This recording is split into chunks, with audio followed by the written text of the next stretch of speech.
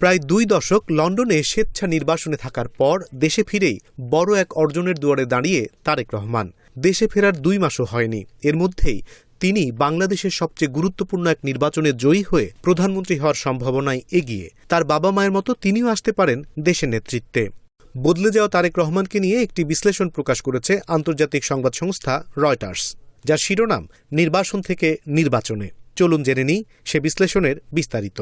জনমত জরিপই শেষ পর্যন্ত সত্যি হয়ে দেখা দিলে বৃহস্পতিবারের নির্বাচন ৬০ বছর বয়সী তারেক রহমানের জন্য হবে ভাগ্য বদলের এক বড় মুহূর্ত। ২০০৮ সালে তিনি দেশ ছেড়েছিলেন।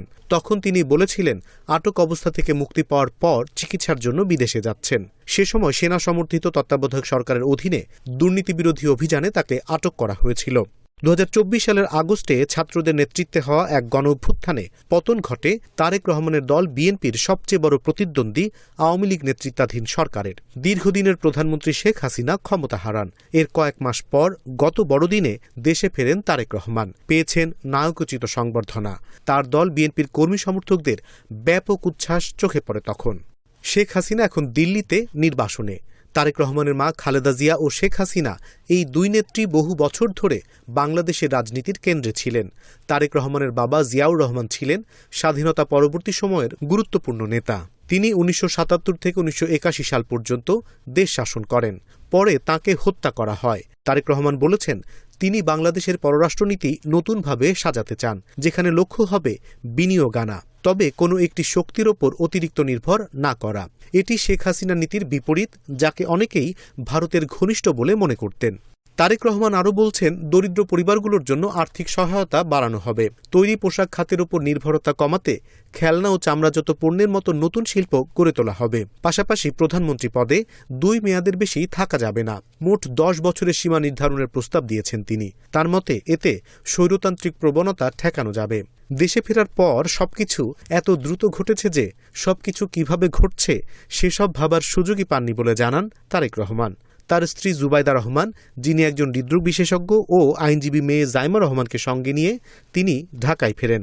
রয়টার্সকে দেয়া এক সাক্ষাৎকারের ফাঁকে তিনি বলেন, দেশে নামার পর থেকে প্রতিটি মিনিট কিভাবে কেটে গেছে আমি নিজেও বুঝতে পারছি না। এ সময় পাশে ছিলেন তার মেয়ে জাইমা, যিনি বাবার পক্ষে প্রচারণায় বেশ সক্রিয়। তারেক রহমানের জন্ম ১৯৬৫ সালের ২০ নভেম্বর ঢাকায়। তার মা খালেদা জিয়া এবং বাবা জিয়াউর রহমান বিএনপির প্রতিষ্ঠাতা ও সাবেক রাষ্ট্রপতি।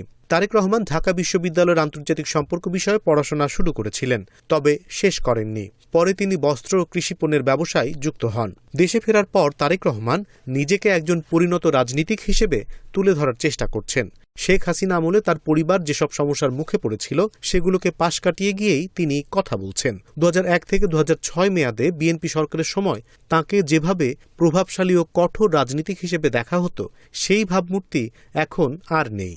যদিও তিনি কখনো সরকারি পদে ছিলেন না, তবু ওই সময় অর্থাৎ ২০০১ থেকে ২০০৬ তারেক রহমানের বিরুদ্ধে সরকারের সমান্তরালে আরেক ক্ষমতার কেন্দ্র চালানোর অভিযোগ তোলা হতো। তিনি সেই অভিযোগ সবসময় অস্বীকার করেছেন। তিনি বলেন, প্রতিশোধ নিয়ে কি কিছু পাওয়া যায়? প্রতিশোধের কারণে মানুষ দেশ ছাড়তে বাধ্য হয়, এতে ভালো কিছু আসে না। এই মুহূর্তে আমাদের সবচেয়ে বেশি দরকার শান্তি ও স্থিতিশীলতা। শেখ হাসিনা শাসনামলে তারেক রহমানের বিরুদ্ধে একাধিক দুর্নীতির মামলা হয়। অনেক মামলায় তার অনুপস্থিতিতেই তাকে দোষী সাব্যস্ত করা হয়। ২০০৪ সালে শেখ হাসিনার জনসভায় গ্রেনেড হামলা মামলায় ২০১৮ সালে তাকে যাবজ্জীবন কারাদণ্ড দেয়া হয়। ওই হামলায় বহু মানুষ নিহত ও আহত হন।